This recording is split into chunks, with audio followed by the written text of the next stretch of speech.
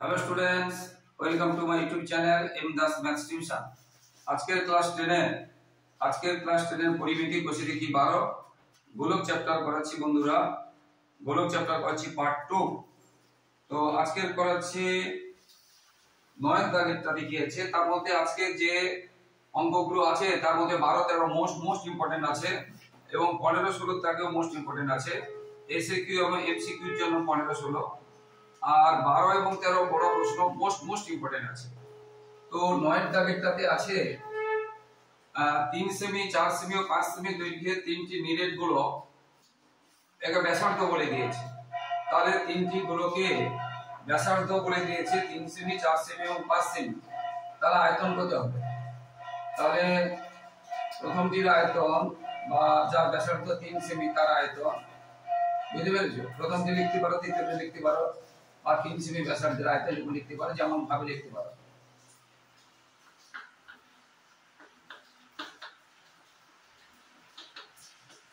প্রথমটির আয়তন, গোলকের আয়তন কি? 4/3 পাই আর কিউ ঘন একক। গোলকের আয়তন সূত্র কি? 4/3 পাই আর কিউ ঘন একক।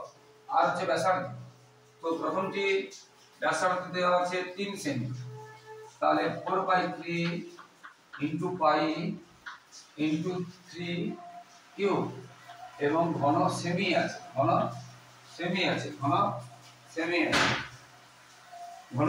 আছে। তাহলে ঠিক সেইভাবে প্রথমটির আয়তন হয়ে গেল। ঠিক সেইভাবে দ্বিতীয়টির আয়তন হবে 4/3 ইনটু পাই ইনটু এর ব্যাসার্ধ যেহেতু 4 বলেছিল 4 ঘন সেমি, এবং তৃতীয়টির আয়তন হবে সেম পাই ইনটু 5 কিউ ঘন সেমি। এবারে বলেছে তিনটি গোলককে গুলিয়ে একটা বড় গোলক করা। তাহলে প্রথম গোলকের আয়তন, দ্বিতীয় গোলকের আয়তন, তৃতীয় গোলকের আয়তন পেলাম। এই তিনটিকে গুলিয়ে একটা বড় গোলক করলে তার আয়তন হবে তিনটি আয়তনের সমান। তাহলে এই তিনটি গোলকের যা আয়তন গুলিয়ে একটা বড় গোলক করা হবে, অতএব এই তিনটি গোলকের মোট আয়তন, তাহলে কি করতে হবে? এই তিনটি গোলকের মোট আয়তন তাহলে যোগ করতে হবে। মোট আয়তন যোগ করতে হবে। কি কি ছিল?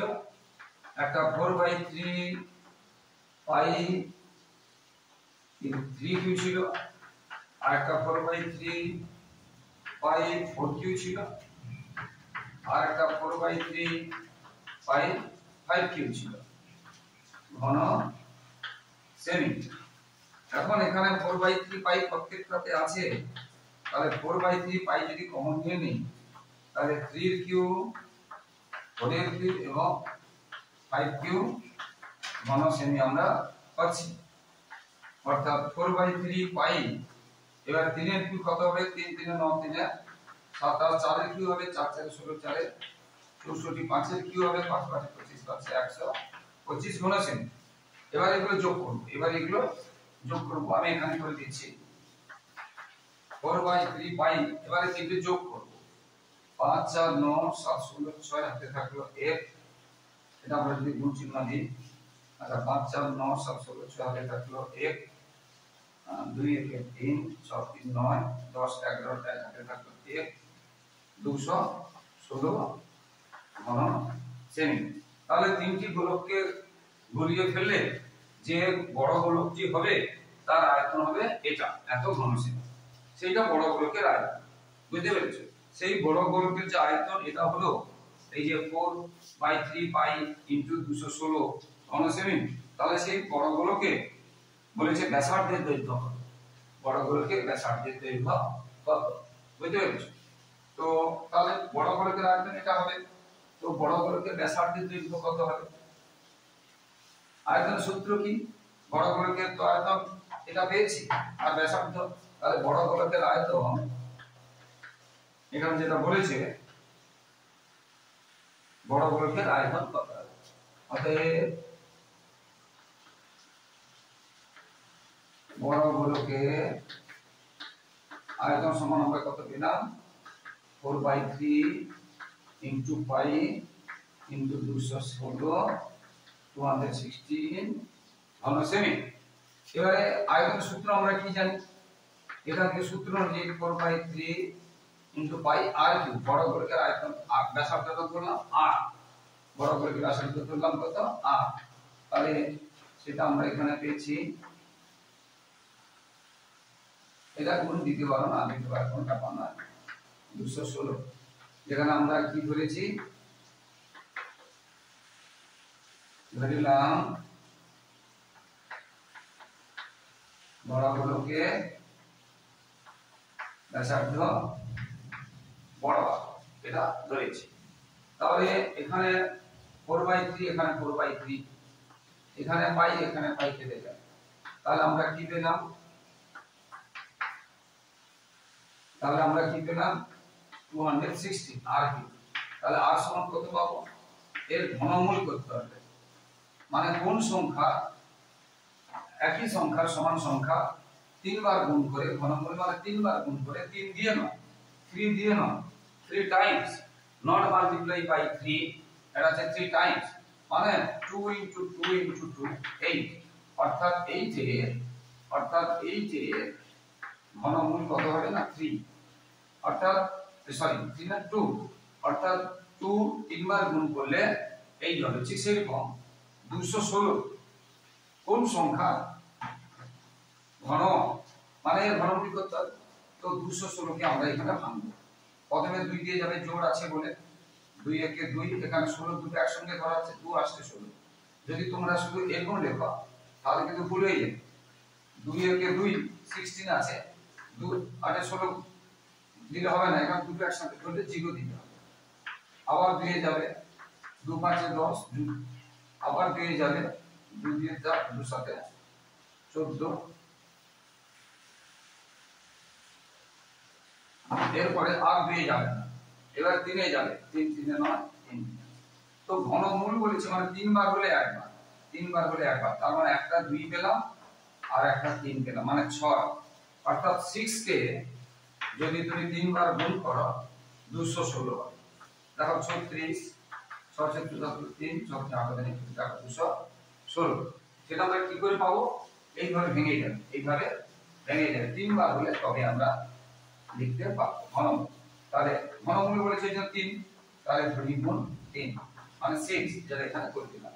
আর আপনি আগে দেখবেন না, এইসব লাইন না করলেও হবে, তুমি ডাইরেক্ট 3 এর পরে একটা এটা করে দিতে হবে।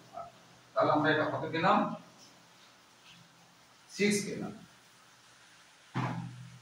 তাহলে এটা সমান পেলাম কত? 6, এবং এককটা কি ছিল? সেমি।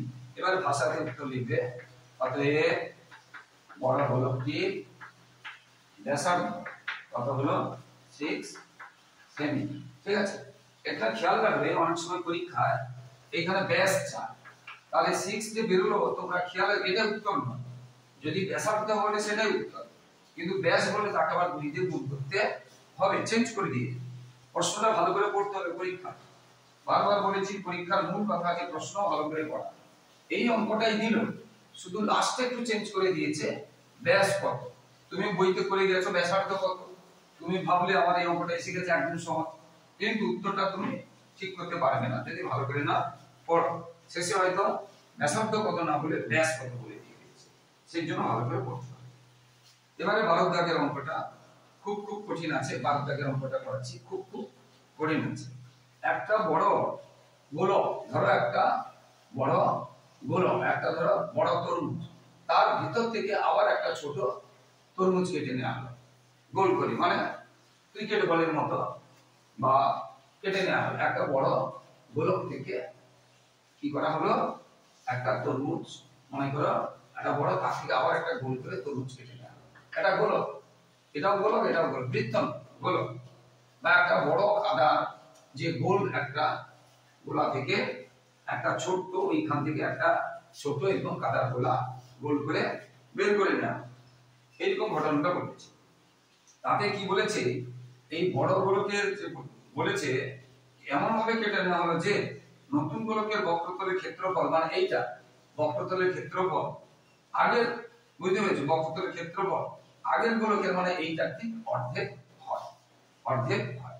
তো আমরা এখানে লিখলাম ধরিলাম বড় গোলকটি ব্যাসার্ধ হচ্ছে r একক, আর কেটে নেওয়া গোলকটি কেটে নেওয়া মানে যেটা কেটে নেওয়া হলো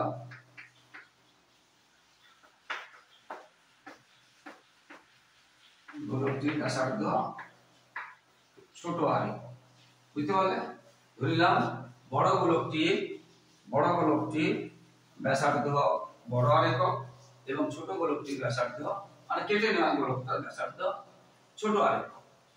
অতএব বড় গোলকটি বলেছে এখানে কার সাথে কি রিলেশন বলেছে? বলছে বক্রতলের ক্ষেত্রফল। কি বলেছে? বক্রতলের ক্ষেত্রফল।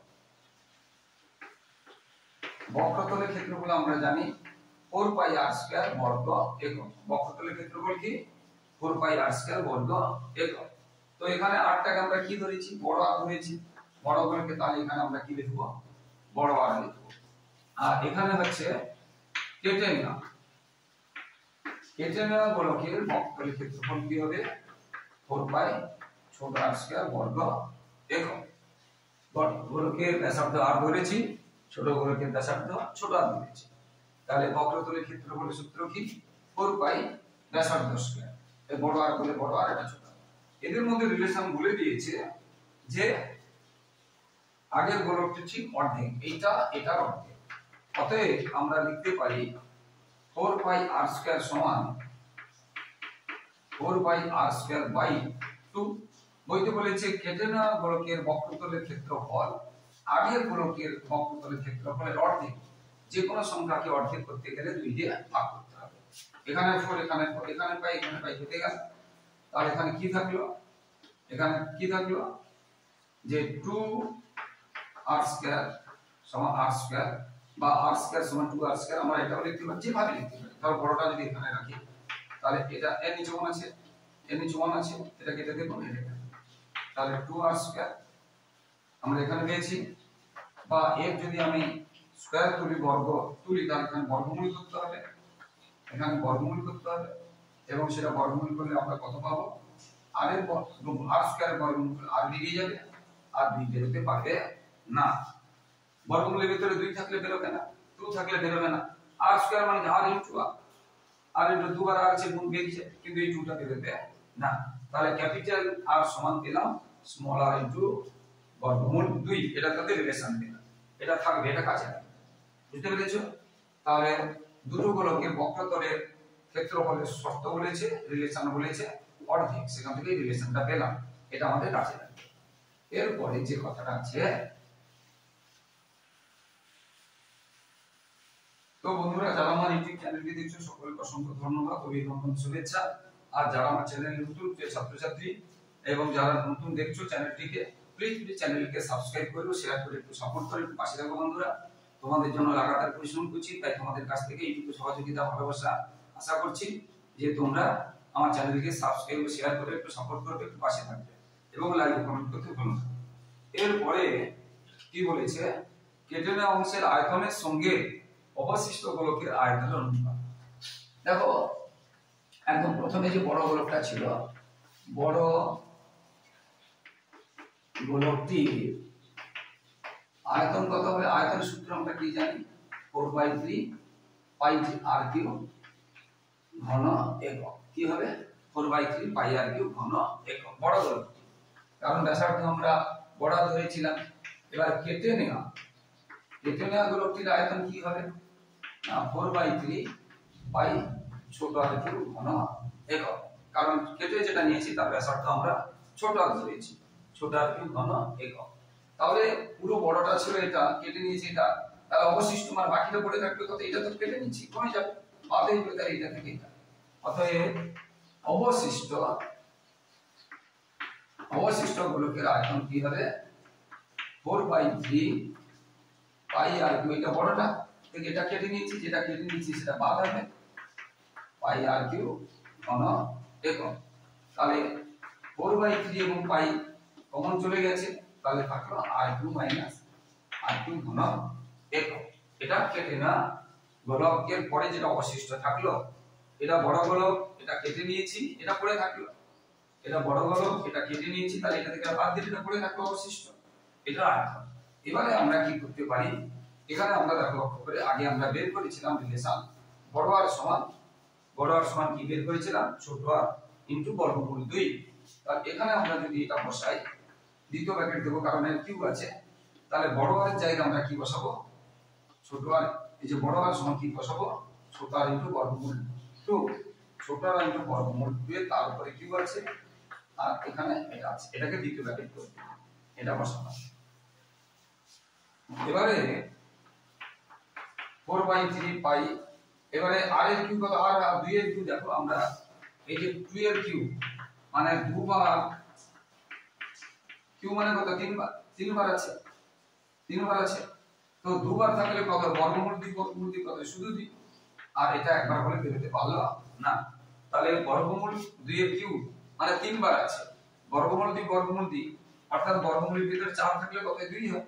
তাহলে বর্গমূল দি মানে কি, বর্গমূলের ভিতরে 2 বা এটা বর্গমূল গুণ বর্গমূল দি মানে বর্গমূলের ভিতরে 2 মানে 2, কি বলছি বুঝতে পেরেছো? অর্থাৎ বর্গমূলের ভিতরে যদি দুবার করে থাকে একবার বেরিয়ে যাবে, তাহলে এই বর্গমূল দি শুধু 2 আর এটা থেকে গেল বর্গমূল 2। তাহলে এই অংশটা থেকে আমরা কত পাবো, আর তো আমরা পেয়েছি, এখানে রাখলাম বা সংখ্যাটাকে অ্যাকচুয়ালি সামনে রাখতে হয়, তাহলে কি পেলাম, এটা পেলাম। এটা রাখার নিয়ম কি, এই সংখ্যাটাকে কিন্তু তোমরা খেয়াল করবে, যদি তোমরা এরকম করে দাও ভুল হয়ে যাবে। এইটা বর্গমূলের বাইরে আছে, এটা খুব সুন্দর ভাবে করতে হবে। এটা এই বর্গমূলটা এইটুকু করে একটু দূরে আর একটু করবে, কি বলছি বুঝতে পেরেছো? এই বর্গমূলটা যদি টানা হয়ে যায়, একটু বড় হয়ে যায়, তাহলে কিন্তু দূরে যাবে, এটা খেয়াল রাখবে। এই জন্য এটা করার পরে একটু দূরে করবে, আর এটা যেমন আছে এটা থাকলো। এবারে দেখো এখানে আরেকটু আছে, আরেকটু আমি যদি বাইরে নিয়ে নিই, তাহলে 4/3 পাই r কিউব চলে গেল, এখানে পড়ে থাকবে কত, 2√2, আর 4টা চলে গেলে 1 থাকে, এত ঘন একক, এটা পড়ে থাকে অবশিষ্ট গোলকে আয়তন, এটা পড়ে থাকে, এটা কাজে লাগে। এবারে কি বলেছে, এটা কঠিন আছে, বারবার বলছে এটা কঠিন আছে, ভালো করে বুঝতে হবে।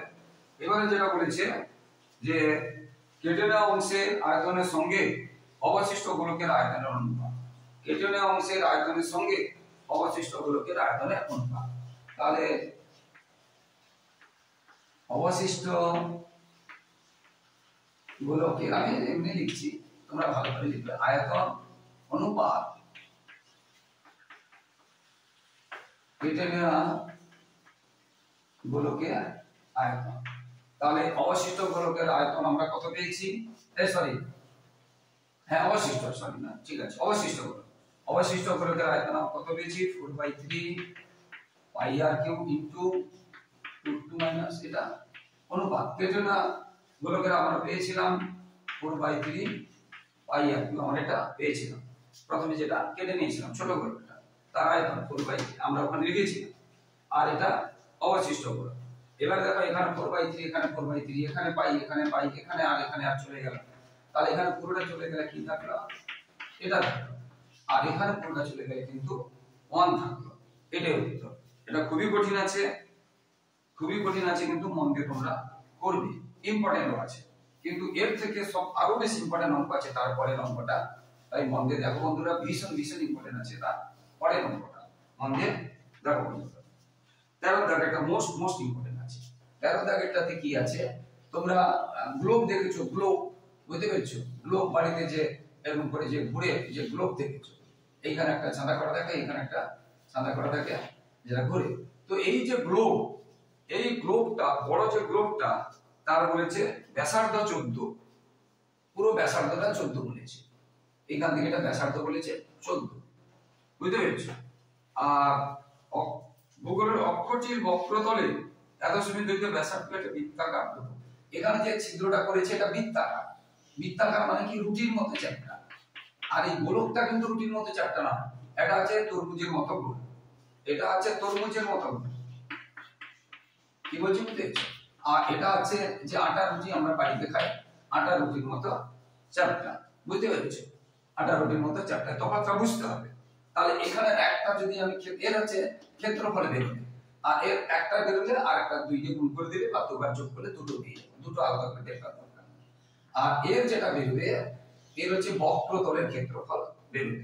কারণ যে গ্লোবটা তৈরি করা হয়েছে নিরেট নয়, নিরেট আর তরমুজ বলা ঠিক হবে না, এটাকে তরমুজ না বলে আমি এটাকে ফুটবল বা বেলুন বলতে পারি।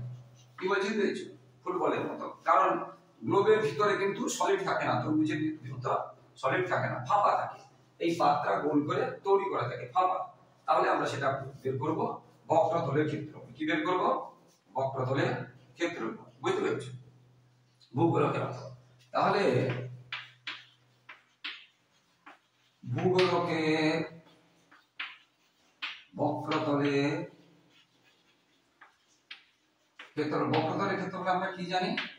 4 পাই r স্কয়ার বর্গ একক। বক্রতলের ক্ষেত্রফলের সূত্র কি? 4 পাই r স্কয়ার বর্গ একক। তো এখানে 4 পাই r, এখানে বইতে প্রশ্নে বলে দিয়েছে 14 সেমি ব্যাসার্ধ, আর বলেই দিয়েছে এখান থেকে একটা কথা 14 সেমি, ব্যাসার্ধটা কত বলেছে? 14 সেমি। বুঝতে পেরেছো? আর এর ব্যাসার্ধটা বলে দিয়েছে যে বৃত্তগুলো করা হয়েছে 0.7, এটা আছে 0.7 সেমি। বুঝতে দুটোই সেমি একক আছে। তাহলে পাই ইনটু আমরা কত করব? 14 স্কয়ার। এটা দুটো সংখ্যা থাকলে তোমরা ব্র্যাকেট দিয়ে করাটা ভালো, এটা না করাই ভালো। একটা থাকলে এরকম করা যায়, কিন্তু দুটো থাকলে ব্র্যাকেট দিয়ে করাটা ভালো।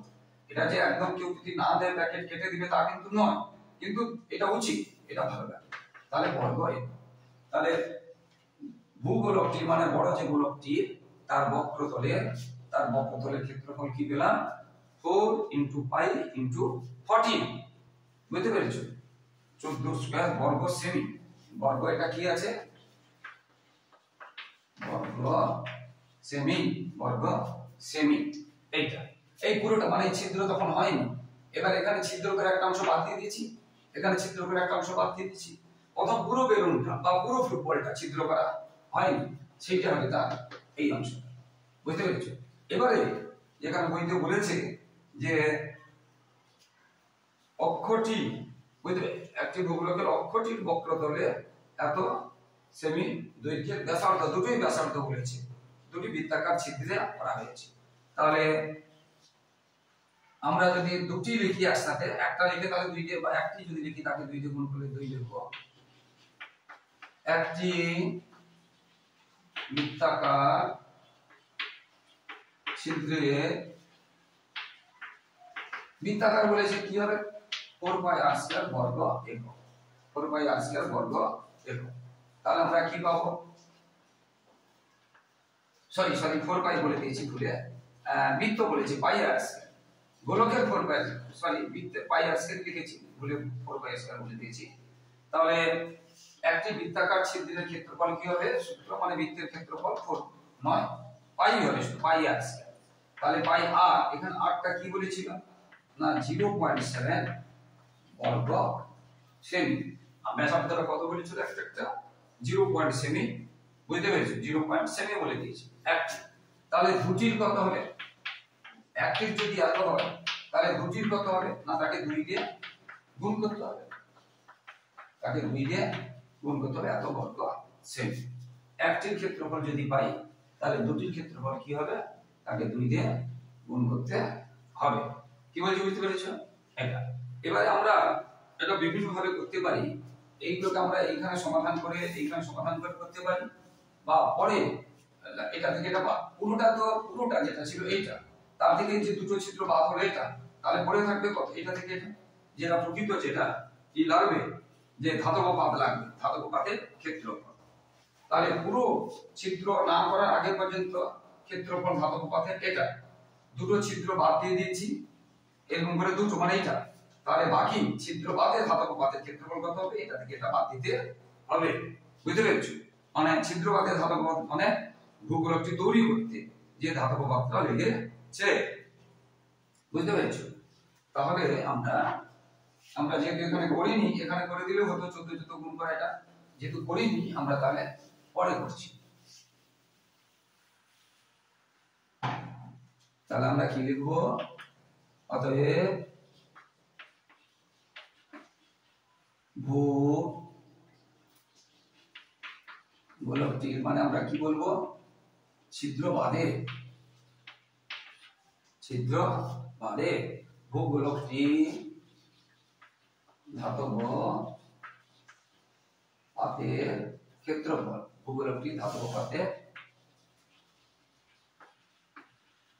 তাহলে আমরা পুরো যখন ছিদ্র হয়নি এটা ছিল 4 পাই ইনটু 14 স্কয়ার, আর যে দুটো ছিদ্র হয়েছে এটা 2 ইনটু 2 পাই লিখতে পারি, 2 ইনটু লিখতে পারি পাই ইনটু 0.7 স্কয়ার বর্গ সেমি। বুঝতে পেরেছো? দুটো ছিদ্র বাদ দিয়ে দিয়েছি আর পুরোটা থেকে, কারণ দুটোই ব্যাসার্ধ বলেছিল, ব্যাস বলেনি। ব্যাস বললে অর্ধেক করতে হবে, এটা ভালো করে দেখে নেবে। ব্যাস বলছে না ব্যাসার্ধ বলছে, ব্যাস বলছে না ব্যাসার্ধ বলছে, অর্ধেক দেখে নেবে। ব্যাস বললে অর্ধেক করতে হবে, এটা খেয়াল রাখবে। এবারে আমরা এটাকে যদি কাজ করি, দেখো এখানে পাই, এখানে পাই, এখানে 4, এখানে 2, আমরা যদি কমন নিই, হ্যাঁ খুব একটা দরকার হবে না তোমাদের, এমনি করো 4 ইনটু 22 ইনটু 14 ইনটু 14। দেখো পাই মান আমরা যদি 22, কারণ এই কমন নিলেও এখানে সে 2 থেকে যাচ্ছে, আবার করতে পারো, কোনো অসুবিধা আছে না, করতেও পারো, আর এটা রাখতেও পারো, এইভাবে রাখতে পারো, দুটোই করে দিচ্ছি। তাহলে 4 ইনটু পাই মান 22 ইনটু 14 স্কয়ার মানে এটা 2 ইনটু পাই মান 22 ইনটু 0.7 স্কয়ার মানে 0.7 বর্গ সেমি। এবারে দেখো আমরা এটা কাটতে পারি 7 থেকে 7 নাকি, 7 দিয়ে যদি আমরা এটাও কাটতে পারি 0.1। বুঝতে পেরেছো? এবার তোমাদের এটা বড় বড় গুণ আছে, তোমাদের গুণ করতে হবে, এটা গুণ করতে হবে, গুণ করে লিখবে, আর এটা গুণ করে লিখবে, কত বর্গ সেমি। এবারে বিয়োগ করে দিলে এই যায়। বুঝতে পারলে? এইভাবে করতে পারো, অথবা এইভাবে না করে গুণটা তোমরা করবে, তোমরা গুণ করতে পারো, এটাকে গুণ করবে, তাকে 14 দিয়ে গুণ করবে, তাকে 2 দিয়ে গুণ করে বসাবে, এখানে এটাকে গুণ করবে, তাকে 0.7 দিয়ে গুণ করবে, তাকে আবার 0.1 দিয়ে গুণ করে বসাবে। তবে গুণের সময় এবং বিয়োগের সময় ডেসিমেল গুলো ঠিক রাখবে। বুঝতে পেরেছো? এটা হয়ে গেল। এবার এটা যদি না করে আমরা যদি এখানে অন্যভাবে যদি করতাম, এখানে পাই, এখানে 2, এখানে 2 পাই যদি কমন নিতাম, 2 আর পাই চলে গেলে এখন 2 থাকলো, এবং 14 এটা থাকলো, আর এখানে 2 এবং পাই চলে গেছে, তাহলে কি থাকলো 0.7 ইনটু 0.7 বর্গ সেমি থাকলো। বুঝতে পেরেছো? এবার 2 পাই মান আমরা কত জানি 22। এবার এটা যদি আমরা গুণ করি, এটা 14 বা 14 দিয়ে 28, তাকে আমরা যদি 14 দিয়ে গুণ করি, 14 গুণ করতে পারো। হ্যাঁ, এবার নাম থাকলো সময় মুখস্থ, 12 স্কয়ার কত, 15 স্কয়ার কত, 11 স্কয়ার কত, এটা কি বলছি বুঝতে পেরেছো? এটা 14 স্কয়ার 106, 12 স্কয়ার 144, 15 স্কয়ার 225, 11 স্কয়ার 121, এর গুণ করে করতে পারো। বুঝতে পেরেছো? তাহলে 14 আর 14 গুণ করলে 14 আর 14 গুণ করলে এটা, তাকে আবার 2 দিয়ে গুণ করছি, তাকে দেখো 14 গুণ করলে এটা, তাকে আবার 2 দিয়ে গুণ করছি, 14 কে 14 দিয়ে গুণ করলে এটা পেয়েছি, 14 তাকে আবার 2 দিয়ে গুণ করছি।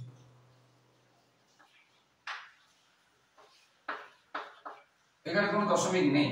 এবার এটা 7 ইনটু 7 করলে 49, কিন্তু এখানে তাকে একটার পরে দশমিক, এখানে একটার পরে দশমিক, তাহলে এখানে দুটোর পরে দশমিক দিতে হবে। বুঝতে পেরেছো? 7 ইনটু 7 49, কিন্তু এখানে একটা দুটোর পরে দশমিক দিতে হবে। এবারে 2 ইনটু 22/7, এবার এটা থেকে আমাদের মাইনাস করতে হবে, দেখো এটাতে পয়েন্ট নেই, এটাতে পয়েন্ট আছে, তার মানে কি এখানে পয়েন্টের পরে আমরা দুটো জিরো দিয়ে দিলাম। দেখো এটাতে পয়েন্ট নেই, মানে পয়েন্টের পরে দুটো জিরো দিয়ে দিলাম। এবার এটা মাইনাস করব, 0.49 দশমিক সোজা দশমিক রেখে মাইনাস করবে,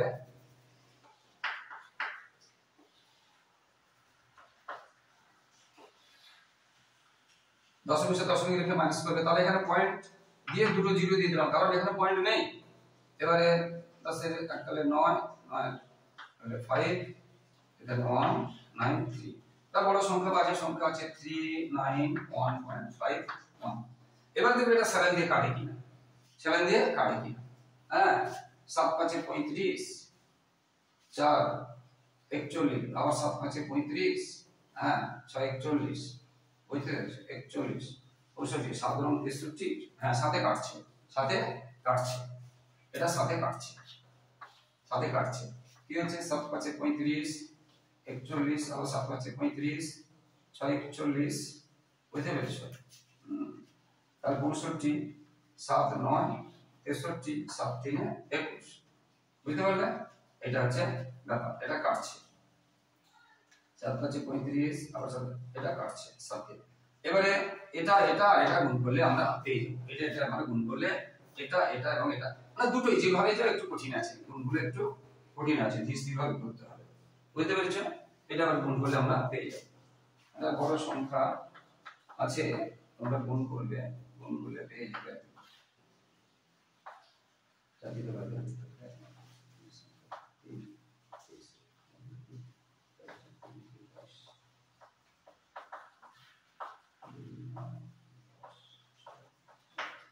এটা হয়তো উত্তর আছে, এটা উত্তর হয়তো এটাই আছে, হ্যাঁ 2460.92, হ্যাঁ এটা আছে, গুণ করবে তোমরা, তাহলে এটা আমরা গুণ করলে কত পাবো?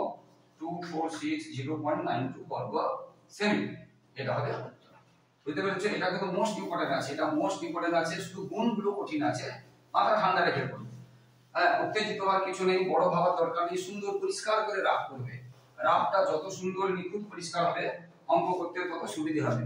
রাফটা কিন্তু তোমরা ছোট ছোট করে করবে না, অপরিষ্কারের মতো করবে না, রাফ কিন্তু সুন্দর করে করতে হবে, বুঝতে পেরেছো বন্ধুরা?